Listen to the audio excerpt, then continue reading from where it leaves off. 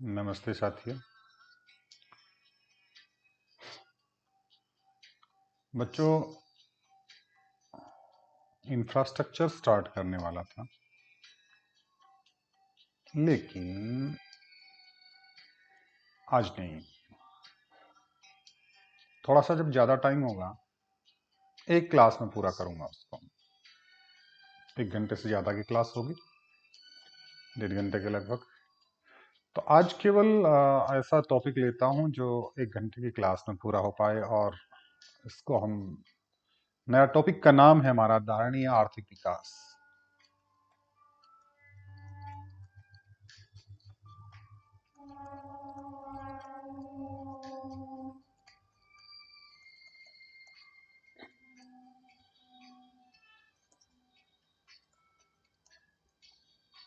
Sustainable economic growth, sorry, development. Growth के संदर्भ में थोड़ा बाद में करेंगे हम। ग्रोथ भी बताएंगे, ग्रोथ क्या है। सस्टेनेबल आर्थिक विकास।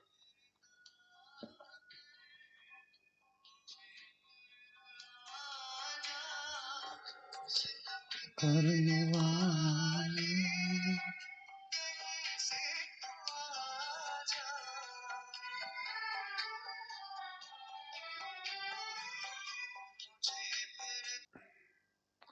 धारणीय आर्थिक विकास की परिभाषा बताऊंगा, इसका मतलब बताऊंगा।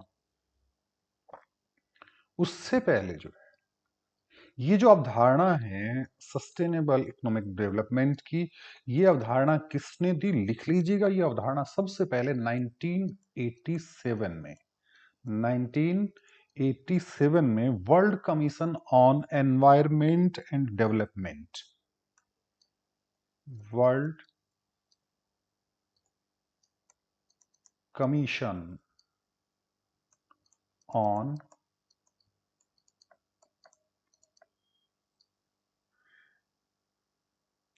एनवायरमेंट एंड डेवलपमेंट,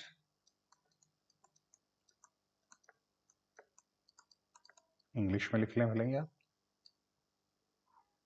इसके द्वारा एक रिपोर्ट प्रकाशित हुई, our common future, our common future नाम की एक ब्रुटलैंड रिपोर्ट प्रकाशित हुई। और उस रिपोर्ट में सबसे पहले इस धारणीय विकास की अवधारणा को दिया गया। दिमाग में रखने कि world commission on environment and development द्वारा आवर कॉमन फ्यूचर नाम की जो है एक ब्रुडलैंड रिपोर्ट जो है 1987 में प्रकाशित हुई, उसमें सबसे पहले धारणीय विकास की अवधारणा का जो है जिक्र किया गया। और इस धारणा का जिक्र करने का कारण यह था बेटा कि दुनिया के जितने भी अल्प विकसित या विकसित देश हैं, सब आर्थिक विकास की ओर बढ़ रहे हैं। और आर्थिक विकास की ओर बढ़ते बढ़ते जितने फायदे हो रहे हैं, उसका कुछ खामियाजा भी हम भुगत रहे हैं। और खामियाजा क्या भुगत रहे हैं? हमारे पर्यावरण की हानि। आर्थिक क्षेत्र में हम आगे बढ़ रहे हैं, उद्योगों के क्षेत्र में हम आगे बढ़ रहे हैं, सेवा के मामले में हम आगे बढ़ रहे हैं, लेकिन ये जो इश्यू है, इसके मामले में हम पिछड़ते हुए जा रहे हैं। तो बड़ी चिंता हुई इन लोगों को कि क्या ऐसा नहीं हो सकता कि धारणीय आर्थिक विकास हो, केवल आर्थिक विकास की बजाय।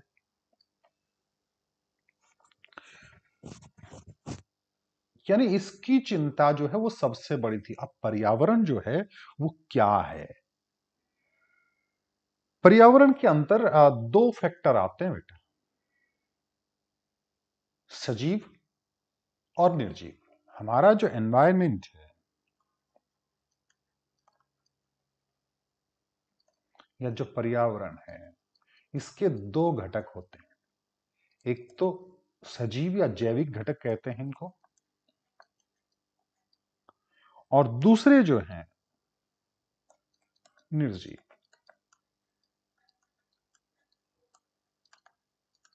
Living and non living.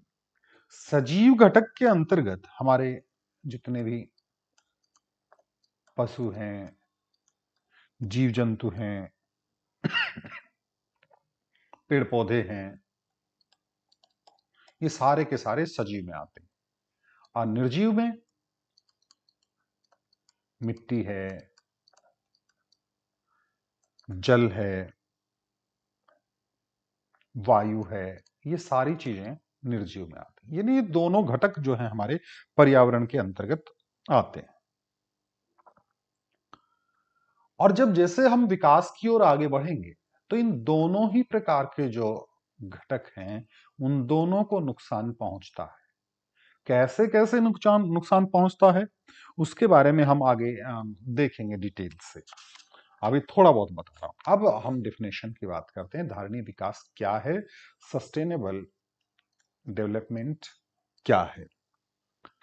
कि धारणीय विकास का मतलब विकास की वह प्रक्रिया है जो भावी पीढ़ी की आवश्यकताओं को कम किए बिना या भावी पीढ़ी की आवश्यकताओं को उनकी योग्यता में कोई कमी लाए बिना वर्तमान की आवश्यकताएं जो हैं उनकी पूरी कर सके। कहने का मतलब आने वाली जो जनरेशन है उसके लिए नुकसान ना हो और वर्तमान जनरेशन का विकास हो जाए, वर्तमान का विकास हो जाए। तो इस प्रकार का जो विकास है उसको कहते हैं धारणीय आर्थिक विकास। देखिए मतलब क्या है।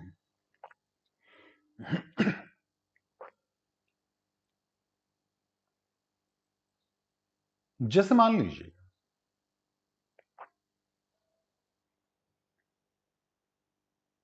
एक माउंटेन है, पहाड़ी है, पहाड़ों के अपने फायदे हैं, क्लाइमेट में बहुत सारा रोल है इसका। हमें विकास करना है वर्तमान में और विकास के लिए हमें बिल्डिंग्स बनानी है। पत्थर कहां से लाएंगे, यहां से लाएंगे। और विकास के लिए हमने पत्थर तोड़ते तोड़ते तोड़ते तोड़ते तोड़ते तोड़ते तोड़ते तोड़ते और इसको गहरे तक खोद लिया और हमने क्या कर दिया, बड़ी बड़ी बिल्डिंग्स खड़ी कर दी बेटा। बड़ी बड़ी क्या खड़ी कर दी, बिल्डिंग्स खड़ी कर दी। कई मंजिला बिल्डिंग्स खड़ी कर दी हमने। कहने का मतलब आज की जनरेशन का विकास हुआ, आज की जनरेशन का विकास हुआ, लेकिन आने वाली जनरेशन के लिए हमने पर्यावरण को काफी नुकसान पहुंचा दिया और भविष्य वालों को जब जरूरत पड़ेगी तो वो कहां जाएगा, ये इसका नुकसान हो गया। तो इस प्रकार का जो डेवलपमेंट है उसको सस्टेनेबल डेवलपमेंट नहीं कहेंगे। कहने का मतलब धारणीय विकास का अभिप्राय उस प्रक्रिया से है जो भावी पीढ़ी की आवश्यकताओं को पूरी करने की योग्यता को बिना कोई हानि पहुंचाए वर्तमान जो पीढ़ी है उसकी आवश्यकताओं को पूरा करे। इसके अंदर एक वर्ड टू वर्ड डेफिनेशन जो है वो आप लिख लीजिएगा, मैं बोल रहा हूं। सामान्य परिभाषाएं आप थोड़ा बहुत शब्दों का हेर फेर कर देंगे, कोई दिक्कत नहीं, लेकिन किसी भी अर्थशास्त्र की परिभाषा जो है उसको वर्ड टू वर्ड लिखेंगे आप। एक रॉबर्ट रेपिटो है, रॉबर्ट रेपिटो, रेपिटो कि धारणीय विकास का अर्थ विकास की वह रणनीति है। धारणीय विकास का अर्थ विकास की वह रणनीति है जो सभी प्राकृतिक,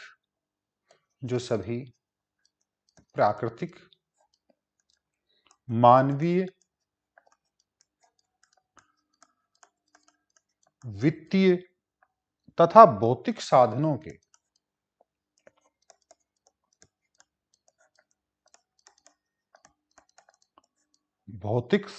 के संपत्ति तथा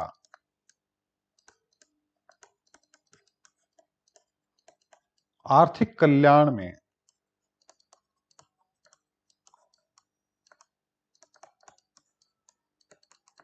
दीर्घकालीन वृद्धि करने के लिए प्रबंध करती है। दीर्घकालीन वृद्धि करने के लिए प्रबंध करती है। ये रॉबर्ट रेपिटो की परिभाषा है। इसका मतलब, ये परिभाषा को अगर संक्षेप में देखें तो दो बातें आती हैं। वर्तमान पीढ़ी के लिए विकास है, वर्तमान पीढ़ी के लिए क्या है? आर्थिक विकास है, यानी आज की आवश्यकता पूरी करती है। और भावी पीढ़ी की जो योग्यताएं हैं, आने वाली जो जनरेशन है उसकी योग्यताएं हैं, उनमें कोई भी नेगेटिव प्रभाव नहीं डालती है। ये बात रॉबर्ट रेपिटो की परिभाषा में है। और सीधा सीधा कहने का मतलब ये है कि हमारे पर्यावरण को नुकसान भी नहीं हो और वर्तमान की जो जरूरतें हैं, वर्तमान का जो डेवलपमेंट है वो भी हो जाए। इस प्रकार का जो विकास है उसको कहते हैं सस्टेनेबल इकोनॉमिक डेवलपमेंट या धारणीय आर्थिक विकास। इसकी विशेषताएं क्या है? धारणीय आर्थिक विकास की विशेषताएं,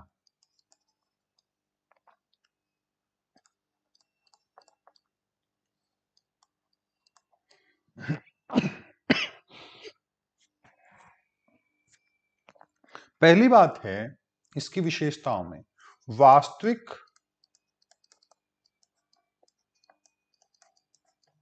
प्रति व्यक्ति आय और दीर्घकालीन आर्थिक कल्याण में दीर्घकालीन वृद्धि।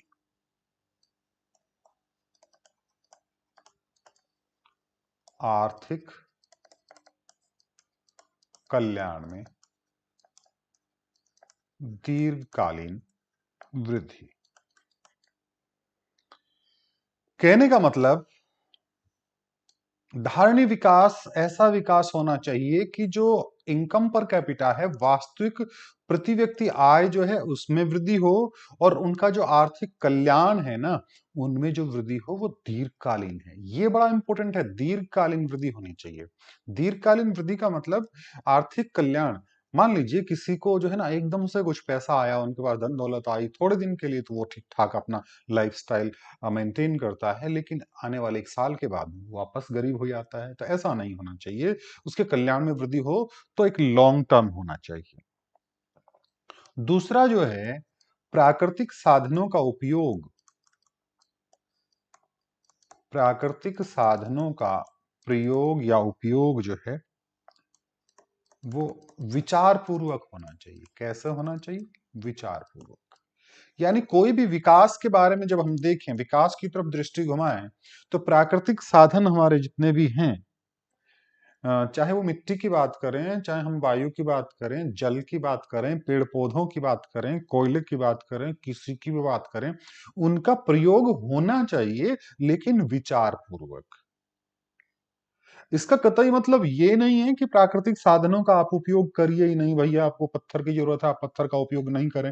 आप मिट्टी की जरूरत है, आप जो है जमीन को खोदेंगे नहीं। आपको कोयले की जरूरत है, आप माइनिंग करेंगे ही नहीं। आप खनिज पदार्थों की जरूरत है, आप उनको खोद के निकालेंगे ही नहीं। ऐसा नहीं है, लेकिन उनका प्रयोग करें तो सोच समझ के करें। यानी ऐसा नहीं हो कि हम उसको 5 साल में ही पूरा कर देंगे और उसके बाद में हमारे पास कुछ भी नहीं बचेगा। तीसरी बात है, भावी पीढ़ी की आवश्यकताओं को संतुष्ट करने की योग्यता में कमी नहीं हो। भावी पीढ़ी की आवश्यकता को संतुष्ट करने की जो योग्यता है उसमें कमी नहीं हो।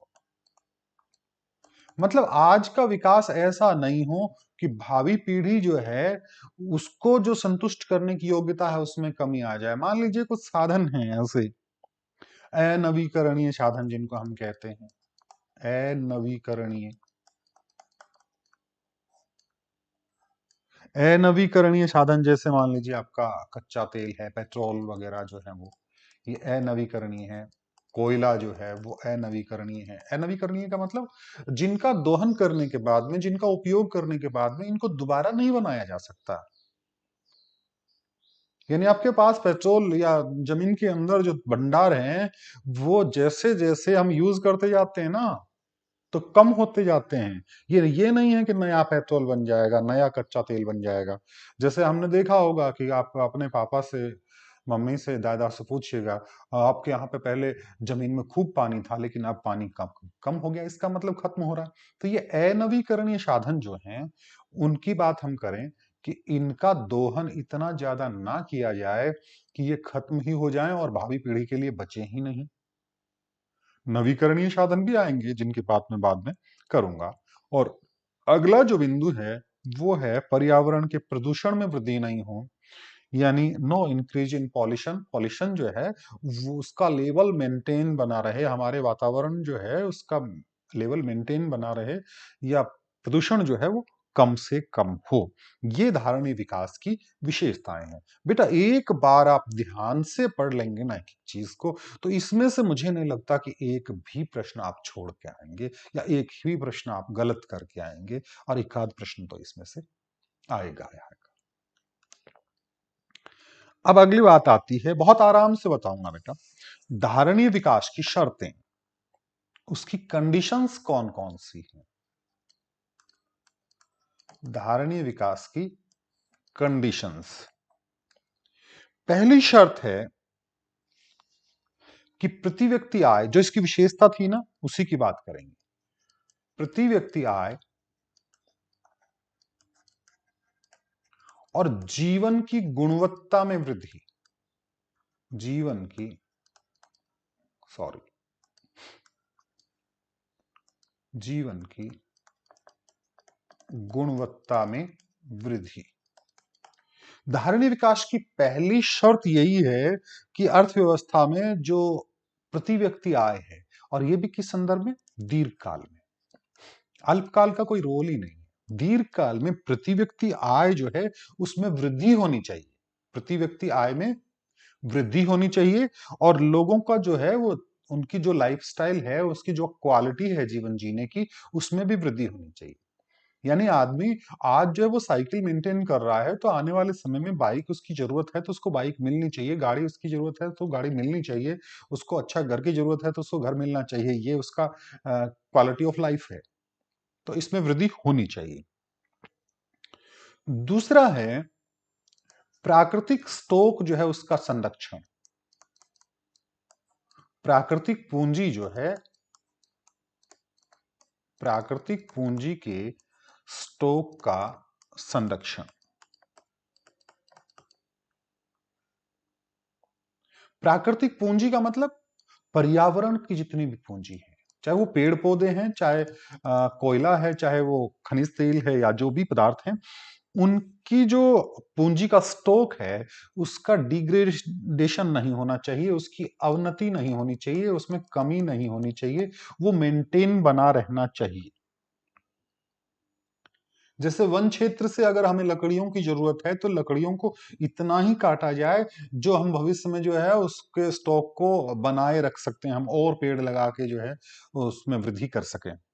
तो यह है प्राकृतिक पूंजी के स्टॉक में जो है वो अवनति या डिग्रेडेशन जो है वो नहीं होना चाहिए।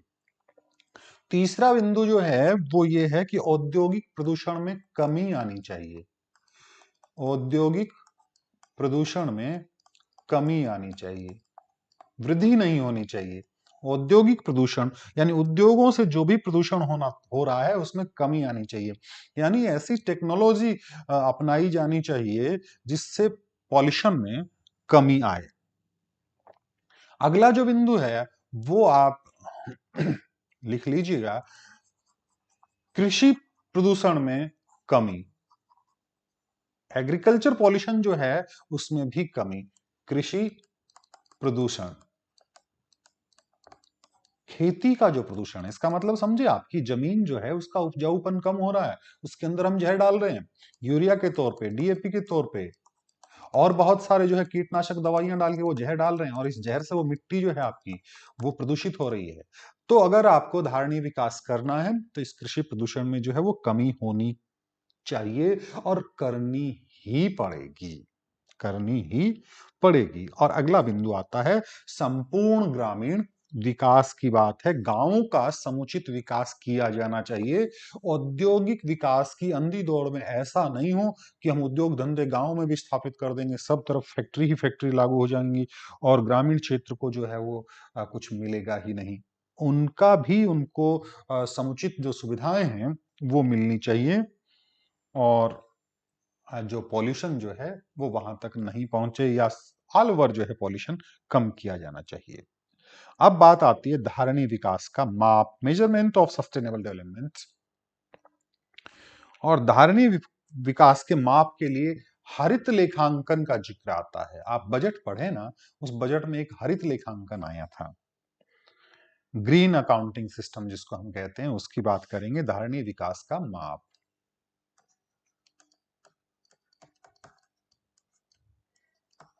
धारणीय विकास का माप, मेजरमेंट ऑफ सस्टेनेबल डेवलपमेंट, धारणीय विकास का माप। इस माप के लिए एक अकाउंटिंग सिस्टम जो है वो विकसित किया गया है जिसको कहते हैं हरित लेखांकन या हरित राष्ट्रीय आय लेखांकन सिस्टम। इसको कहते हैं ग्रीन नेशनल अकाउंटिंग सिस्टम या नेशनल इनकम अकाउंटिंग सिस्टम। इसमें दो पॉइंट हमारे आएंगे, एक तो हरित शुद्ध राष्ट्रीय आय, हरित शुद्ध राष्ट्रीय आय, और दूसरा आएगा विशुद्ध बचतें, विशुद्ध बचतें। लिख लीजिएगा इन चीजों को। कौन कौन सी हरित राष्ट्रीय आय के लेखांकन में दो इंपॉर्टेंट फैक्टर्स आएंगे, हरित शुद्ध राष्ट्रीय आय और विशुद्ध बचतें। अब ये हरित शुद्ध राष्ट्रीय आय क्या है इसके बारे में देखेंगे।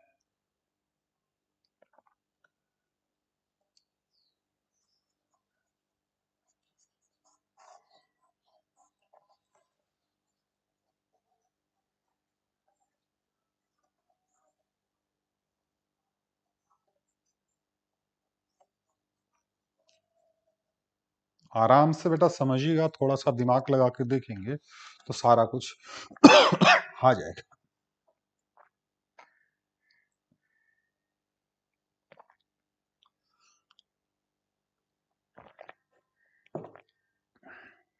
हरित शुद्ध राष्ट्रीय आय,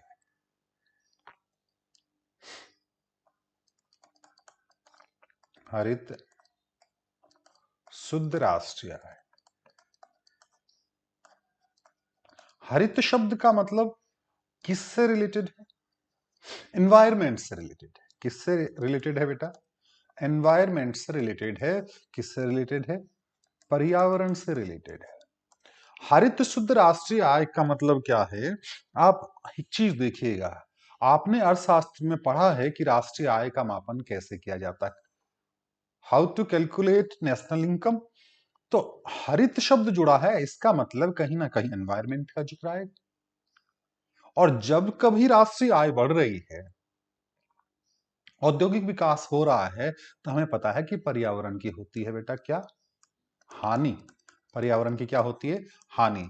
तो कहने का मतलब आपकी जो शुद्ध राष्ट्रीय आय है, देश की शुद्ध राष्ट्रीय आय है, उसमें से प्राकृतिक पूंजी की जो घिसावट है या जो पर्यावरण को नुकसान पहुंचा है वो घटा देंगे तो हरित शुद्ध राष्ट्रीय आय प्राप्त हो जाएगी। कहने का मतलब हरित राष्ट्रीय आय या हरित शुद्ध राष्ट्रीय आय बराबर शुद्ध राष्ट्रीय आय, और इसमें से घटा देंगे क्या? प्राकृतिक साधन या पर्यावरण की हानि। या इसको मैं यूं कहूं कि एक तो प्राकृतिक संसाधन जो है, प्राकृतिक साधनों में जो कमी आई है, प्राकृतिक साधन जो कम हुए हैं, मान लीजिए आपने पेड़ कम कर दिए, कोयला कम कर दिया, खनिज तेल कम कर दिया, ये कम कर दिया, ये घटा देंगे। और दूसरा क्या है, पर्यावरण की जो हानि हुई है, चाहे वो पॉल्यूशन के रूप में है या और किसी रूप में है, पर्यावरण की अवनति, पर्यावरण का डिग्रेडेशन जो है, या पर्यावरण की हानि जो है, उसको हानि के बजाय यहां पे मैं डिग्रेडेशन या अवनति शब्द का प्रयोग करना ज्यादा उचित समझता हूं, क्योंकि उसकी क्वालिटी डाउन हुई है। तो हरित शुद्ध राष्ट्रीय आय बराबर शुद्ध राष्ट्रीय आय में से प्राकृतिक साधन जो हैं उनमें जो कमी हुई और पर्यावरण की जो अवनति हुई उसको जो है वो घटा देंगे, तो वो बचेगी क्या, आपकी हरित शुद्ध राष्ट्रीय आय। ये पूरा जो है ना लास्ट में, एक तरह से ये कह सकते हैं कि पर्यावरण की घिसावट मान लीजिए, प्राकृतिक पूंजी की घिसावट मान लीजिए। प्राकृतिक पूंजी का मतलब यही जो वातावरण से हमको प्राप्त होती है। यानी प्राकृतिक पूंजी का मतलब ही यही है कि आपके जो प्राकृतिक साधन हैं, चाहे वो मिट्टी के तौर पे लें हम, वायु उसका भी नुकसान हो रहा है, जल की बात करें तो उसको भी पॉल्यूट हम कर रहे हैं, ये सारी चीजें जो है वो इसके अंदर आती है। अब आती है विशुद्ध बचतें। विशुद्ध बचतें,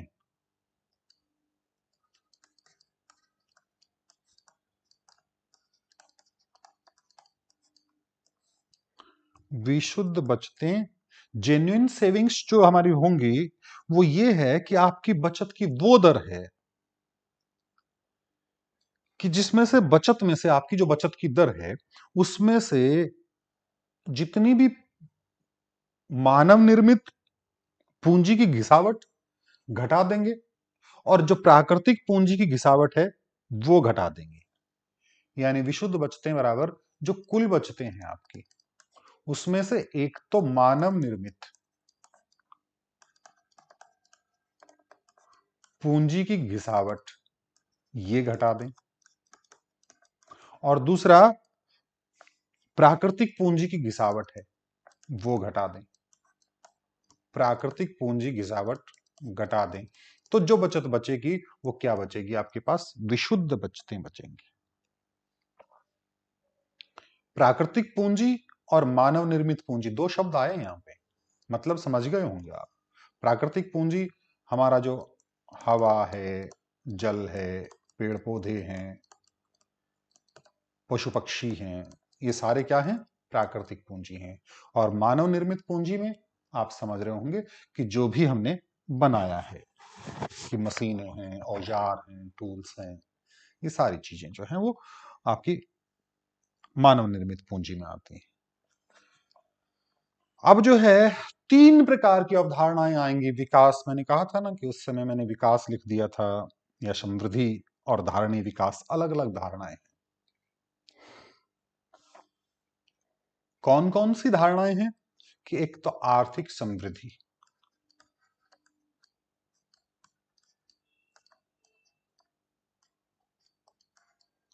समृद्धि को कहते हैं, आर्थिक तो इकोनॉमिक होता है, समृद्धि ग्रोथ। दूसरा है आर्थिक विकास,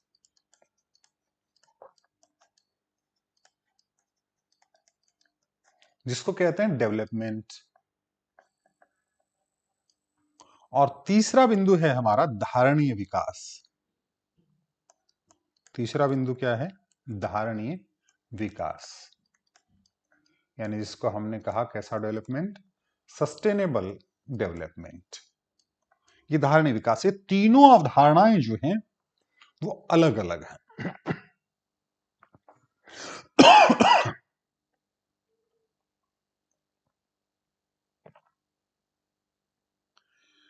धारणीय विकास के बारे में हम काफी कुछ देख चुके हैं। अब हम बात करेंगे आर्थिक समृद्धि की और आर्थिक विकास की। सबसे पहले ग्रोथ की बात करते हैं। आर्थिक समृद्धि का अर्थ है आय या उत्पादन में दीर्घकालीन वृद्धि होना। आय या उत्पादन में 2 दिन या 5 दिन या 2 महीने 5 महीने के नहीं, उसमें एक लंबे समय के लिए वृद्धि होना, दीर्घकालीन वृद्धि होना उत्पादन के मूल्य में और आय में। कुछ कारणों से हो सकती है वो, कि जैसे वस्तु और सेवाओं के उत्पादन में वृद्धि हो रही है और कीमतें स्थिर रह रही, या वस्तु और सेवाओं की कीमतों में वृद्धि होती है, उनका उत्पादन स्थिर रहता है।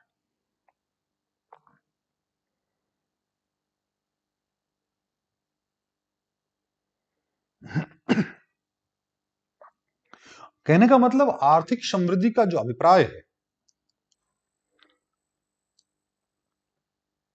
आर्थिक समृद्धि का जो अभिप्राय है, दो बातें मैंने कही कि एक तो वस्तु और सेवाओं के उत्पादन में वृद्धि हुई और उनकी कीमतें रही स्थिर। दूसरी बात मैंने ये कही कि कीमतें बढ़ गई लेकिन उनका उत्पादन स्थिर रहा। लेकिन ग्रोथ हम किसको कहेंगे कि कीमतें स्थिर रहें और उनका उत्पादन जो है वो बढ़े।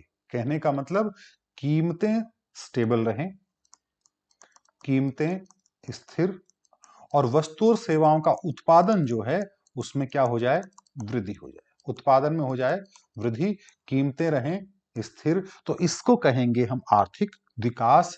ये वास्तविक समृद्धि है। क्या है ये? वास्तविक समृद्धि है।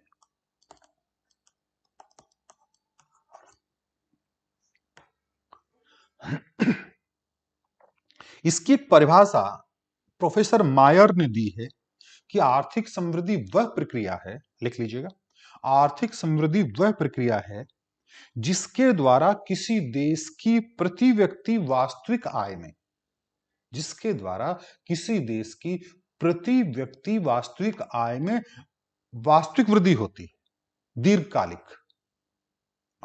शॉर्ट टर्म की तो बात ही नहीं करेंगे, दीर्घकालिक वृद्धि होती है, वो जो है आर्थिक वृद्धि या आर्थिक समृद्धि या इकोनॉमिक ग्रोथ जो है वो कहलाती है। अब एक परिभाषा और है इसमें, सेल्वाटोर की जो डेफिनेशन है,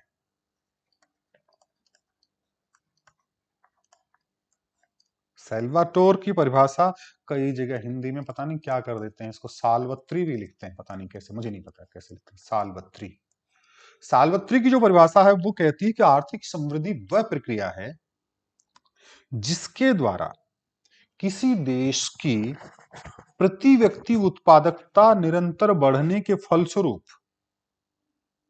आर्थिक समृद्धि वह प्रक्रिया है जिसके द्वारा किसी देश की प्रति व्यक्ति उत्पादकता निरंतर बढ़ने के फलस्वरूप दीर्घ काल तक के लिए उस देश के प्रति व्यक्ति वास्तविक सकल राष्ट्रीय उत्पाद या वास्तविक सकल राष्ट्रीय आय में वृद्धि होती है। यह सेल्वाटोर की परिभाषा है।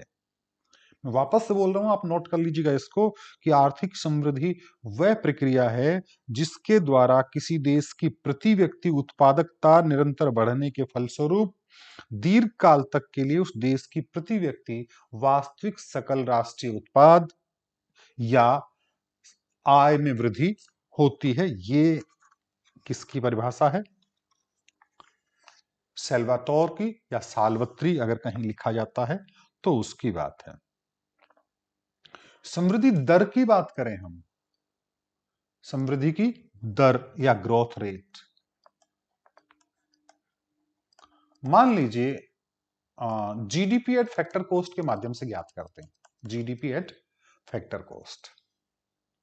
तो समृद्धि दर कैसे ज्ञात करेंगे? मान लीजिए आज जो है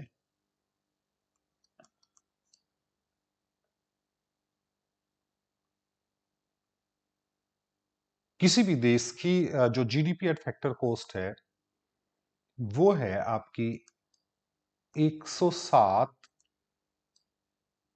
ट्रिलियन, 107 मिलियन, मान लीजिए किसी देश की 107 मिलियन जो है वो जीडीपी एट फैक्टर कॉस्ट है। और पिछले साल जो थी वो कितनी थी? 100 मिलियन। पिछले साल जो थी वो कितनी थी? 100 मिलियन। तो इसमें वृद्धि दर कितनी हुई? इस साल वाली जो है ना उसमें से पिछली साल वाली घटा देंगे, इस साल वाली में से पिछली साल वाली घटा देंगे, और कितने का भाग दे देंगे? पिछले साल वाली का भाग दे देंगे 100, और गुणा किससे कर देंगे? प्रतिशत निकालने के लिए 100 से गुणा कर देंगे। ये आ गया 7/100 गुणा 100, यानी 7% की वृद्धि हुई। अगर ये 107 की बजाय 1070 हो, पिछले साल वाली 1000 हो, तो 1070 में से 1000 घटा दिया और पिछले साल वाली का भाग दे दिया और गुणा किससे कर दिया, 100 से। तो ये कितना आ गया, 70/1000 और गुणा 100। 2 जीरो से 2 जीरो कट गए, जीरो से जीरो कट गया, 7% की वृद्धि हो गई। ये वृद्धि दर है। कहने का मतलब जीडीपी एट फैक्टर कॉस्ट, मान लीजिए इस टाइम को हम कहें टी, और GDP at factor cost, GDP at factor cost, और पिछले टाइम को कहें t-1, तो भाग किसका देंगे इसमें,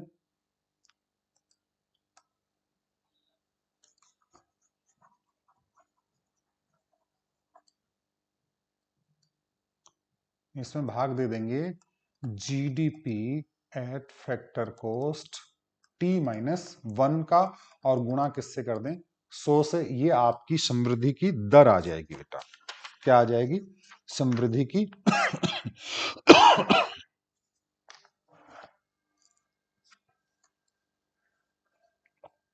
अब दो बातें और आती हैं। तो वास्तविक समृद्धि,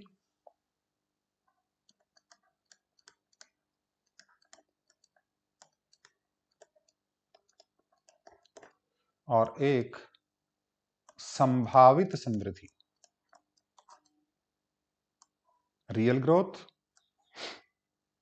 और पोटेंशियल ग्रोथ कहते हैं इसको। वास्तविक समृद्धि का मतलब तो जो हमने अचीव किया, जितनी वृद्धि हमने कैलकुलेट करके और निकाली कि इतनी वृद्धि हम पिछले साल में होगी। और संभावित का मतलब लक्ष्यों से है कि हमने इतना टारगेट रखा, आने वाले साल में हमारी जो ग्रोथ रेट है, जीडीपी में वृद्धि है, आपने देखा होगा कि जीडीपी वृद्धि दर 7% का लक्ष्य रखा गया, तो वो संभावित है।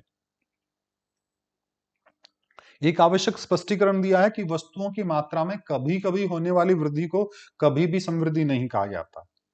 याद रखिए, वस्तुओं और सेवाओं का जो उत्पादन हो रहा है उसमें कभी कभी वृद्धि हो गई तो उसको हम समृद्धि नहीं कहेंगे। समृद्धि किसको कहेंगे, दीर्घकालीन वृद्धि को। किसको कहेंगे, दीर्घकालीन वृद्धि को। समझे।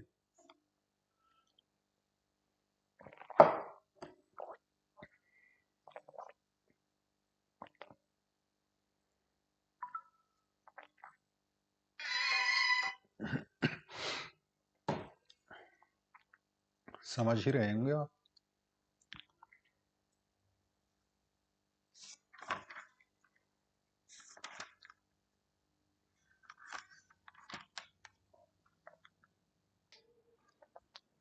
अब बात करते हैं हम, आर्थिक समृद्धि की बात आ गई, अब बात करते हैं आर्थिक विकास की बात करते हैं, जिसको कहते हैं इकोनॉमिक डेवलपमेंट।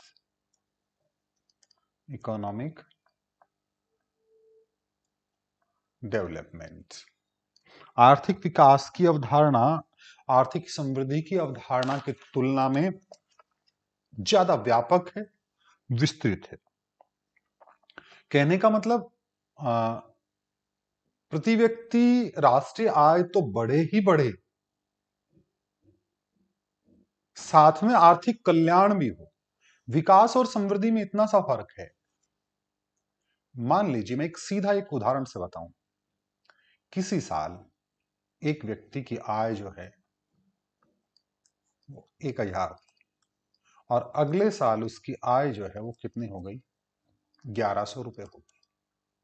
बेटा वृद्धि हुई कि नहीं हुई, प्रति व्यक्ति आय बढ़ी कि नहीं बढ़ी, बढ़ी। लेकिन मान लीजिए महंगाई इतनी बढ़ गई कि जो सामान 1000 रुपए में आ रहा था, अब वो ही सामान के 1500 रुपए लग रहे हैं।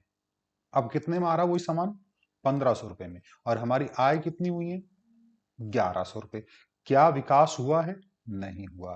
प्रति व्यक्ति आय बढ़ी है, कहने का मतलब ग्रोथ हुई है, डेवलपमेंट नहीं हुआ। डेवलपमेंट प्रति व्यक्ति राष्ट्रीय आय बढ़ने के साथ साथ आर्थिक कल्याण भी बढ़े, आर्थिक कल्याण भी बढ़े।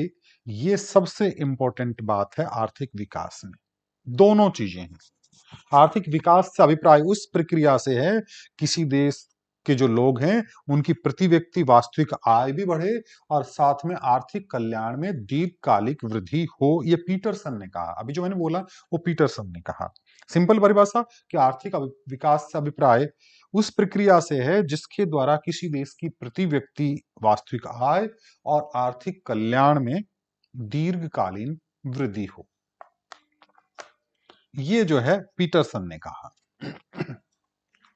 प्रति व्यक्ति राष्ट्रीय आय या वास्तविक आय में वृद्धि की बात करें हम, प्रति व्यक्ति आय कैसे निकाल सकते हैं? प्रति व्यक्ति अगर आपको पूछा जाए कि प्रति व्यक्ति आय कैसे निकालेंगे, तो जो देश की राष्ट्रीय आय है ना, उसमें भाग दे देंगे किसका? वहां की कुल जनसंख्या का। किसका भाग दे देंगे? कुल जनसंख्या का, प्रति व्यक्ति आय की। और प्रति व्यक्ति वास्तविक आय की बात करेंगे तो जो वास्तविक राष्ट्रीय आय है, वास्तविक राष्ट्रीय आय है और उसमें कुल जनसंख्या का भाग दे देंगे तो वह हमको प्राप्त हो जाएगी। वास्तविक राष्ट्रीय आय क्या है, याद कर लीजिएगा, क्योंकि हमने दो कॉन्सेप्ट देखे, एक तो राष्ट्रीय आय और एक वास्तविक राष्ट्रीय आय।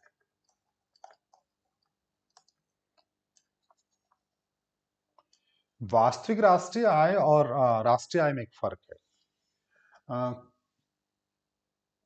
एक लेख पढ़ रहा था मैं, हम कुछ दिन पहले, शायद कौन से अखबार में आया था, लेख था या कुछ खबर थी ऐसी। उसमें ये लिखा हुआ है कि आपके कुछ समय बाद में आपकी पूंजी अगर आपने इन्वेस्ट नहीं किया है तो वो पूंजी घट जाएगी और आपके 1 रुपए के पता नहीं कितने 22 पैसे रह जाएंगे, कितने रह जाएंगे।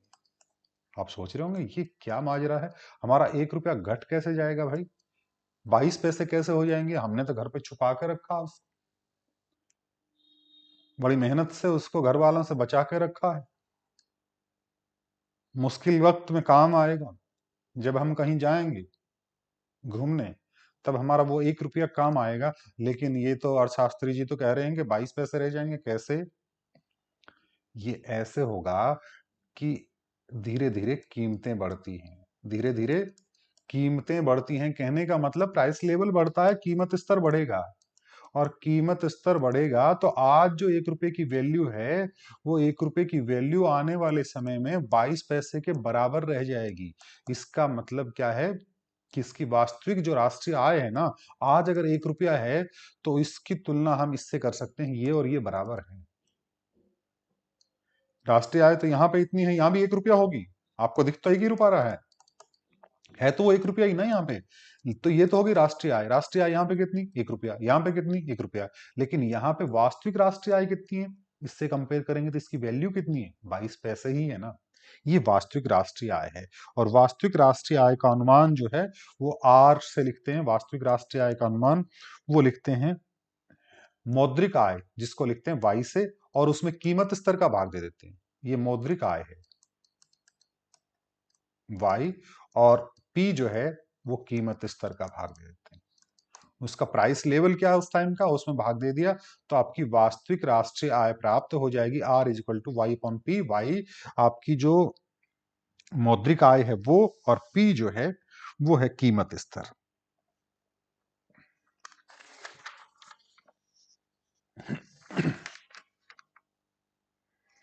तो ये तो बात हो गई आपकी आर्थिक विकास के 4 जो महत्वपूर्ण तत्व हैं। उनमें पहला तत्व है कि प्रति व्यक्ति वास्तविक आय में वृद्धि, प्रति व्यक्ति वास्तविक आय में वृद्धि।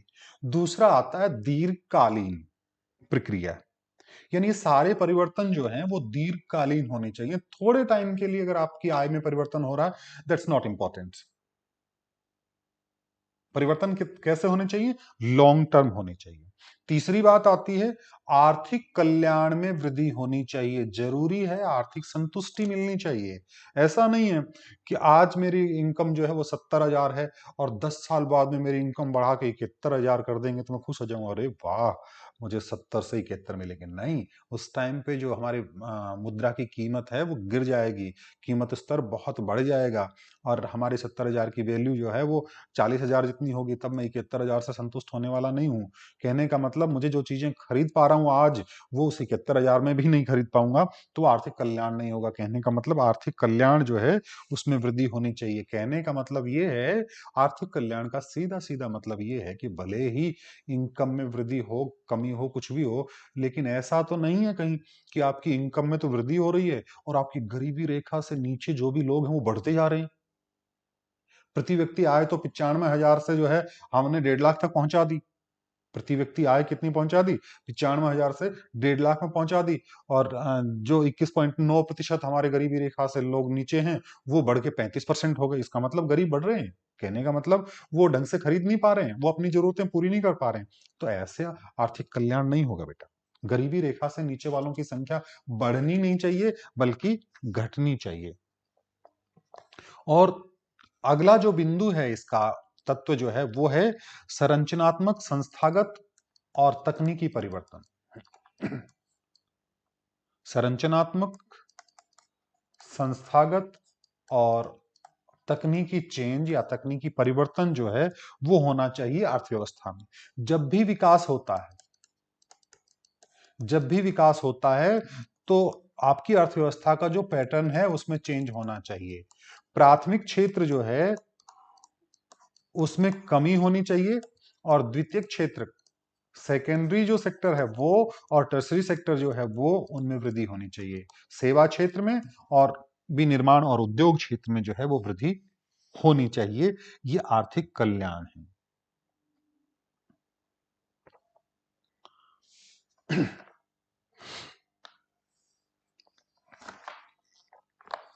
अब जो है मैं कुछ एक अंतर बताऊंगा इसमें, तीनों में अंतर आपको, और अंतर के लिए आप देखेंगे मैं एक टेबल जो है आपके सामने लेके आ रहा हूं।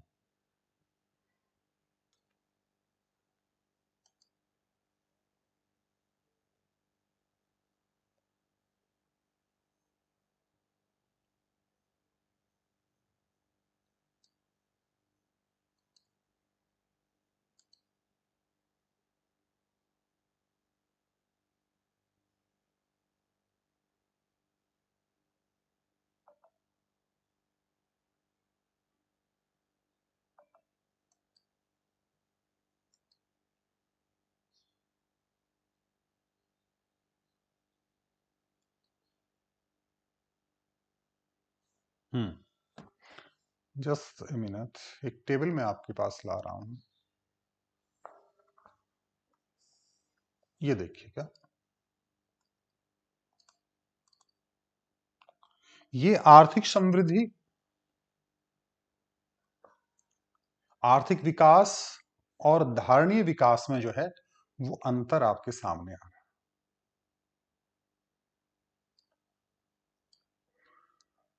आर्थिक समृद्धि का अर्थ है प्रति व्यक्ति राष्ट्रीय आय में या प्रति व्यक्ति वास्तविक आय में दीर्घकालीन वृद्धि होना।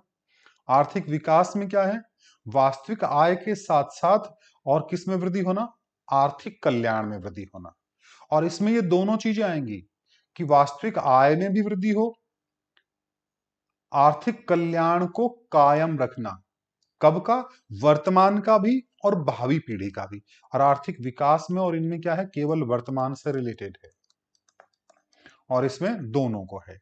दूसरा, आर्थिक समृद्धि, इसका प्रयोग विकसित अर्थव्यवस्थाओं के लिए किया जाता है। आर्थिक, उनको कोई मतलब नहीं है कि कल्याण में वृद्धि हुई कि नहीं हुई, क्योंकि वो ऑलरेडी जो है उनमें प्रति व्यक्ति आय बहुत ज्यादा होती है, इसलिए उनके लिए कोई ज्यादा विशेष मतलब नहीं होता कल्याण वगैरह का। इसलिए इसका प्रयोग जो है वो किस में किया जाता है? विकसित अर्थव्यवस्थाओं में किया जाता है। और इसका प्रयोग किया जाता है आर्थिक विकास किसका, जहां विकास नहीं हो वहां भी किया जाता है, अल्प विकसित अर्थव्यवस्थाओं के लिए। और धारणीय विकास का, इसका प्रयोग दोनों अर्थव्यवस्थाओं के लिए किया जाता है। तीसरा है, आर्थिक समृद्धि में आय के वितरण की अवहेलना की जाती है। आय के वितरण से कोई मतलब नहीं है, गरीब के पास जा रहा है, किसके पास जा रहा है, कोई मतलब नहीं है। ग्रोथ चाहिए। और विकास जब होगा ना, तब देखा जाएगा कि गरीब को भी मिल रहा है और पैसे वाले को मिल रहा है। कहने का मतलब जो वितरण है वो समान होना चाहिए। और इसमें आय के वितरण की अवहेलना दोनों ही पीढ़ियों में नहीं की जाती है, दोनों ही पीढ़ियों में नहीं की जाती। ये तीन अंतर हो गए। चौथा अंतर है, आपका जो आर्थिक समृद्धि है वो पर्यावरण संरक्षण और प्रदूषण की अवहेलना करती है। इसको कोई मतलब नहीं है पर्यावरण संरक्षण से या प्रदूषण से। और ये अवहेलना तो नहीं करती, लेकिन ज्यादा महत्व भी नहीं देती है। यानी विशेष महत्व नहीं देती, अवहेलना नहीं करती लेकिन विशेष महत्व नहीं देती। लेकिन ये जो है ना सस्टेनेबल, इसमें मुख्य बिंदु ही पर्यावरण है, इसकी सुरक्षा करना है। और ये प्राकृतिक पूंजी के शोषण के लिए उत्तरदायी नहीं है। प्राकृतिक पूंजी के शोषण के लिए उत्तरदायी नहीं है, कि जवाबदेह नहीं है। शोषण हो तो हो, और इसके अंदर शोषण होता है। शोषण इसमें भी होता है लेकिन इसको कोई मतलब नहीं है। शोषण इसमें होता है लेकिन इसमें मतलब है। प्राकृतिक संपत्ति स्टॉक का शोषण होता है, और इसमें ध्यान दिया जाता है कि कितना प्रयोग हुआ है, विचारपूर्ण प्रयोग हुआ है कि नहीं हुआ है, आने वाली जनरेशन के लिए कोई नुकसान तो नहीं हो रहा, उस चीज का महत्वपूर्ण है।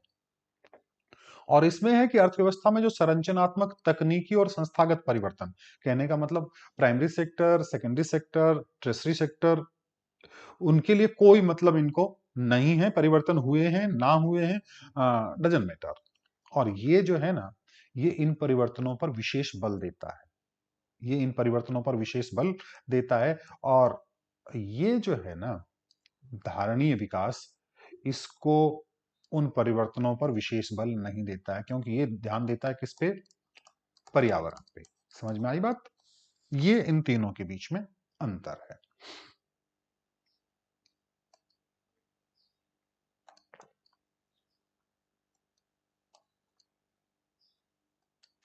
अब बात करते हैं पर्यावरण की।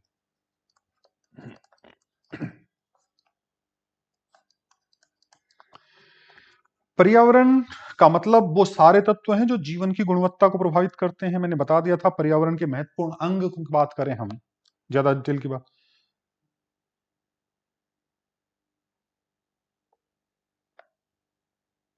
एक पर्यावरण की परिभाषा जो है, एक कानून के अकॉर्डिंग, पर्यावरण संरक्षण कानून 1986 के अनुसार, पर्यावरण संरक्षण कानून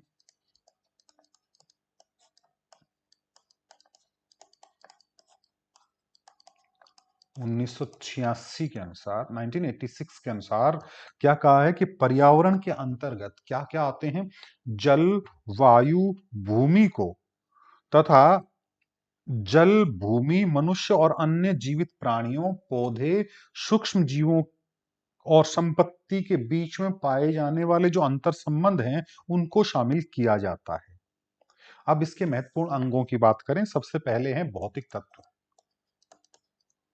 भौतिक तत्व, या जिनको निर्जीव तत्व कहते हैं, या अजैविक तत्व कहते हैं, या अबायोटिक एलिमेंट्स कहते हैं। इसके अंतर्गत भौतिक तत्व या अजैविक तत्व यानी फिजिकल एलिमेंट्स या अबायोटिक एलिमेंट्स, इसके अंतर्गत कौन से आते हैं? पृथ्वी हमारी जो है, यानी भूमि है, जल के संसाधन जितने भी हैं, जलवायु है, आपकी चट्टाने हैं, पहाड़ वगैरह हैं, खनिज तत्व हैं, वो सारे के सारे आते हैं। दूसरा है जैविक तत्व। हालांकि मैं इसको रिपीट ही कर रहा हूं, दोबारा बता रहा हूं। जैविक तत्व में सारे प्रकार के जीव जंतु आ गए, पेड़ पौधे आ गए, ये सारे के सारे।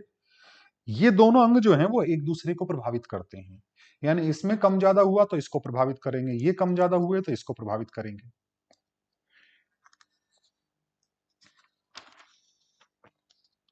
अब पर्यावरण पर वर्तमान और प्राचीन विचारधाराएं जो हैं वो क्या कहती हैं?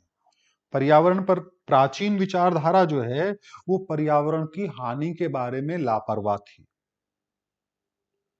उन्हें विकास के परिणामों से लापरवाह थी। यानी उस समय पर पर्यावरण को जो है वो नवीकरणीय और अनवीकरणीय संसाधनों में बांटने का प्रावधान नहीं था। नवीकरणीय, रिन्यूएबल जिनको हम कहते हैं, और नॉन रिन्यूएबल जो कहते हैं, उनके रूप में वर्गीकृत नहीं किया गया था। उस समय पर इनका मतलब सीधा सीधा कॉन्सेप्ट ये था कि इनका उपयोग कैसे किया जाए और कितना उपयोग किया जाए।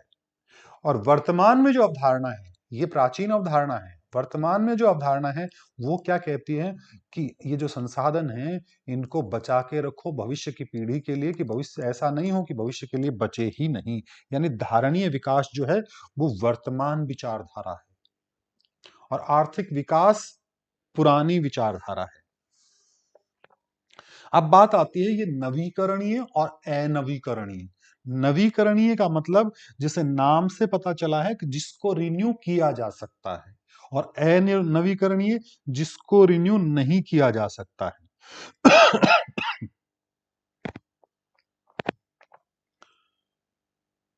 कहने का मतलब दीर्घ काल में जिन संसाधनों का दोबारा बनाया जा सकता है या दोबारा प्रकृति में पैदा हो जाते हैं, उनको कहते हैं नवीकरणीय। क्या कहते हैं? नवीकरणीय। और इस नवीकरणीय में सबसे बड़ा उदाहरण जो है वो सौर ऊर्जा का है, वायु ऊर्जा का है। सोलर एनर्जी जो है उसका उपयोग करिए और आती रहे, खत्म नहीं होगी। वायु जो है उससे आप एनर्जी बनाइएगा, एनर्जी को उसमें कंज्यूम करिएगा, उससे आपको जो है और मिलेगी। ये नवीकरणीय लेटेस्ट संसाधन है, नई अवधारणा है, रिन्यू किया जा सकता है उसको। और अनवीकरणीय संसाधन वो संसाधन है जिनका दोहन हमने किया, जिनका उपयोग हमने किया, तो उसके बाद में वो धीरे धीरे धीरे धीरे कम होते जाएंगे और एक स्थिति ऐसी आएगी कि वो खत्म हो जाएंगे कुछ सालों में।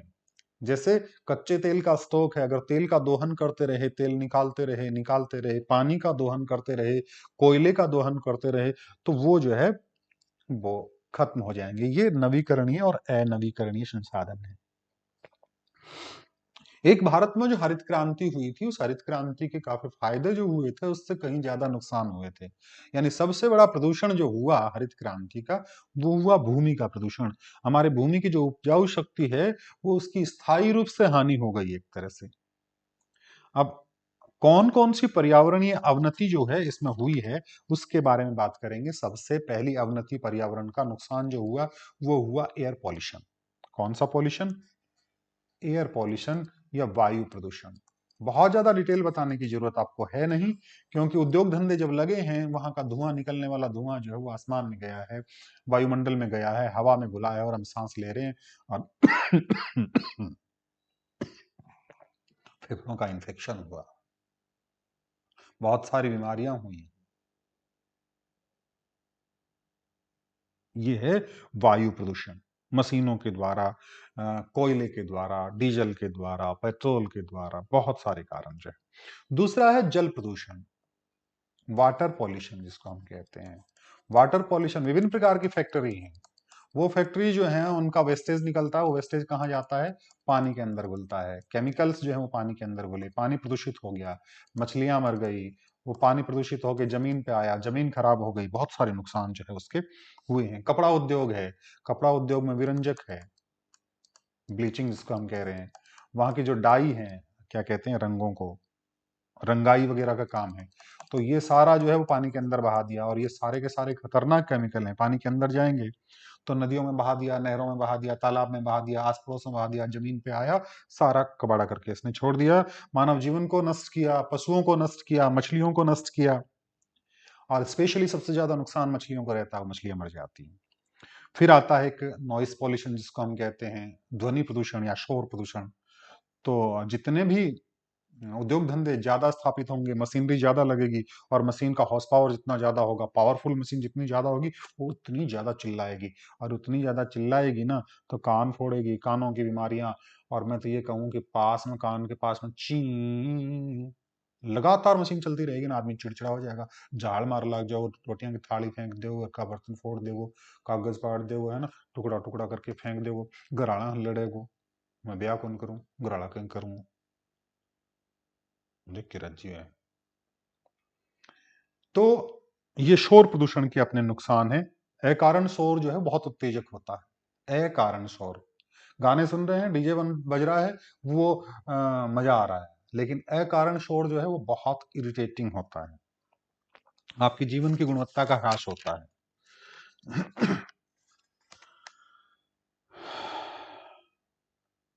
इस प्रकार से जो पर्यावरण की हानि हो रही है, ये पर्यावरण की हानि जो है, ये प्रक्रिया जो है वो आत्मघाती है, सेल्फ डिफीटिंग है।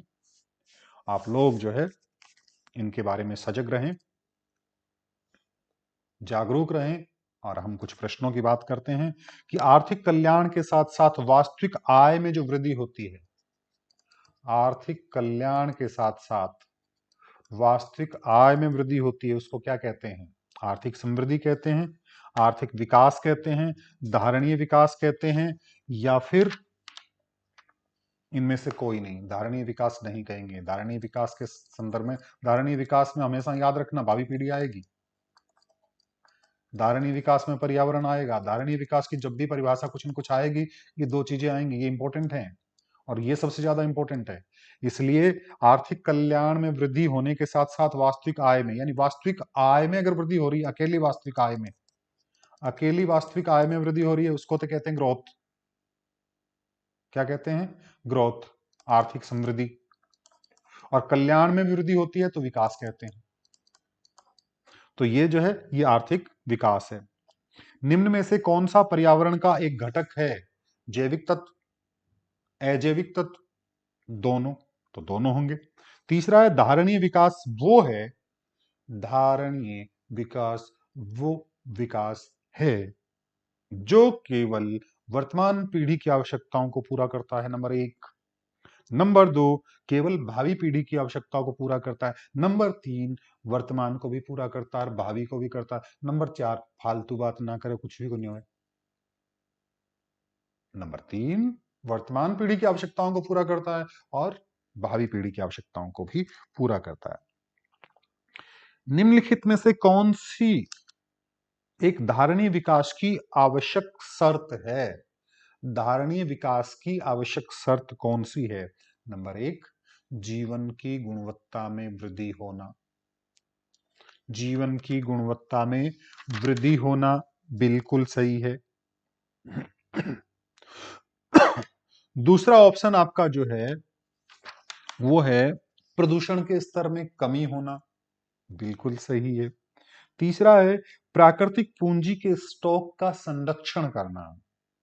प्राकृतिक पूंजी का जो स्टॉक है ना, उसका संरक्षण करना, ये भी सही है। इसका मतलब सारे सही है। और पर्यावरण के अंतर्गत किसको शामिल नहीं किया जाता है? पर्यावरण के अंतर्गत किसको शामिल नहीं किया जाता है? वायु किया जाता है ना, किया जाता है। भूमि किया जाता है ना। मौसम पर्यावरण से संबंधित है। और बिजली, बिजली जो डांस करती है, नहीं, करवाती है, ये शामिल नहीं है। निम्न में से ध्वनि प्रदूषण का क्या कारण है? ध्वनि प्रदूषण का क्या कारण है? घरेलू सीवरेज, नंबर एक ऑप्शन। घरेलू सीवरेज का मतलब जानते हैं ना, नालियों का गंदा पानी जो नालियों में से, बड़े नालों में से निकलता है, क्या उससे ध्वनि प्रदूषण होता है? नहीं। औद्योगिक अपशिष्ट यानी वेस्टेज निकलता है औद्योगिक फैक्ट्रीज का, जो पानी या दूसरा भी कूड़ा कचरा और अपशिष्ट पदार्थ जितने भी हैं वो। औद्योगिक मशीनें, हाँ मशीनें। चौथा है गैसों का उत्सर्जन, तो अगर वहां से गैसें निकल रही हैं उनसे नहीं हो रहा है। अगला है अनवीकरणीय संसाधन। इसकी परिभाषा आई है, ये बड़ा इंपॉर्टेंट प्रश्न है और बहुत ज्यादा पूछे जाने की संभावना है। अनवीकरणीय संसाधन वो संसाधन है जो प्रयोग करने पर समाप्त हो जाते हैं, जो प्रयोग करने पर समाप्त नहीं हो जाते, जिनकी पूर्ति असीमित है और इनमें से कोई नहीं। अनवीकरणीय, जिनको नया नहीं किया जा सकता, सीधा सीधा याद रख लेना। अनवीकरणीय, जिनको नया नहीं किया जा सकता, खत्म हो गए तो हो गए, और कौन लिया इसका। तो मतलब जिनका प्रयोग करने पे खत्म हो गए, प्रयोग करने पे समाप्त हो गए। और एक है पर्यावरण संरक्षण अधिनियम। पर्यावरण संरक्षण अधिनियम कब लागू हुआ? 1919, जस्ट ए मिनट।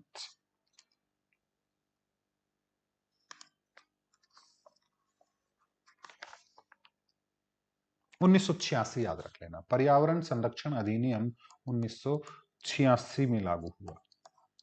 ये आपके हो गए बेटा प्रश्न।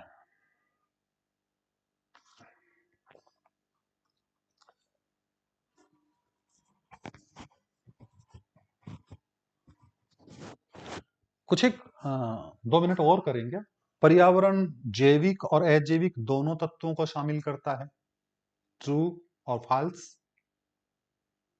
देखना। धारणीय विकास से अभिप्राय केवल वर्तमान पीढ़ी की प्रति व्यक्ति आय में वृद्धि से है, ट्रू और फॉल्स देखना। पर्यावरण धारणीय विकास का एक तत्व नहीं है। क्या पर्यावरण धारणीय विकास का एक तत्व नहीं है? सही या गलत? संरचनात्मक परिवर्तन के बिना समृद्धि हो सकती है? सही या गलत? और उद्योगों द्वारा छोड़े गए धुएं के कारण पर्यावरण प्रदूषण होता है? सही या गलत? और नवीकरणीय संसाधन वो संसाधन है जिनकी पुनः पूर्ति नहीं की जा सकती। नवीकरणीय संसाधन वो संसाधन है जिनकी पुनः पूर्ति नहीं की जा सकती। ट्रू और फॉल्स देख लेना बेटा। बाय, मिलते हैं कल।